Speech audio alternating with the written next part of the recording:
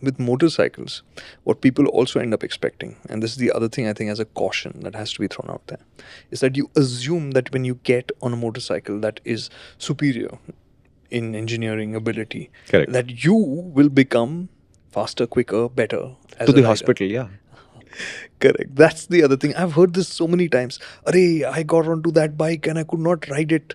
It's so heavy. It's so big. Hello, it's a 200 horsepower motorcycle. What were you expecting? It does weigh 200 kilos. And it's not a car. Yeah. So don't expect. So people, it's almost like people expect. So like in cars, where they expect this gigantic step up in terms of experience and ability, with motorcycles they expect that suddenly they'll be riding better, faster, and they'll feel like racers. You know. No, and I'll tell you this. When you upgrade a motorcycle and take something faster, first it makes you more stupid. Makes you more stupid. Yeah. Okay. Because the mistakes you made at 15 kmph you would recover from. Now you're making those mistakes at 40 kmph and good luck with that. Yeah. When you make that mistake at 160, it's good night and good luck. Right? And it takes you a while to understand that in a car, you can drive at 40 kmph in a slow car and a fast car, and it's not a fundamentally different experience. The challenges don't change at a very fundamental level. Right? So if you were to drive the 600 bhp AMG and an Alto K10 and you're stuck in traffic where everybody's crawling in first gear, you can have better air conditioning, better sound, but it's not fundamentally a different challenge. Right? Yesterday I was riding to work on the Husqvarna, the Vitpillen, and I was trying to balance the bike in very slow traffic to see how little I could put my feet down. When I put my feet down, I put it into a gutter. Luckily, this Husqvarna has a relatively low seat height. So nothing happened. Now you extrapolate that just to my multistrada. Forget a unfamiliar large machine. Just my multistrada, which is what, another 15 mm on top of that seat height. I don't know that I'd be able to. Put me on the multistrada instead of you.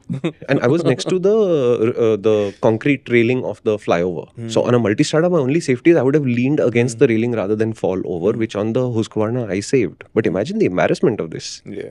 Yeah. Full gear, climb, RI, multistrada. Yeah. Right?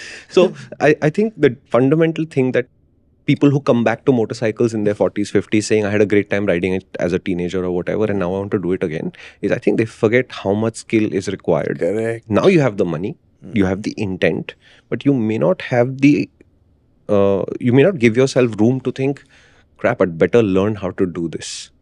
You know, it's very easy when we say, when you're buying your first bike ever, you should buy a 35 bhp bike, 25 bhp bike. We set this idea and we say you use this for a year, 2 years, then you go 2 times the horsepower, 2 times the horsepower. What has not been accounted for here is you did the 25 bhp bike as you should at 18, and then at 20 you did the 40 bhp bike as you should. At 28 or whatever, you got married, got out of the bikes.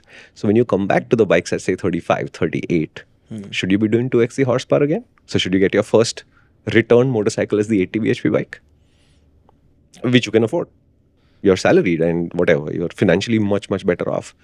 I'd be scared to death of the idea that after a 10, 12, 14-year break, the first thing I got is 80 bhp. Yeah. No matter how calm and gentle it is, it's still 80 bhp. No.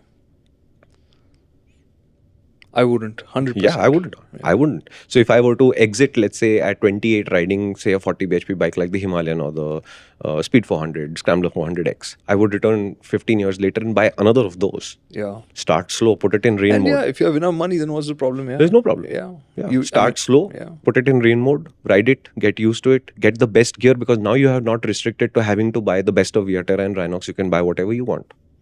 Your bones are more brittle now. You're less likely to the reflexes are slow. recover faster, etc., etc., etc. So now you can afford to buy better gear.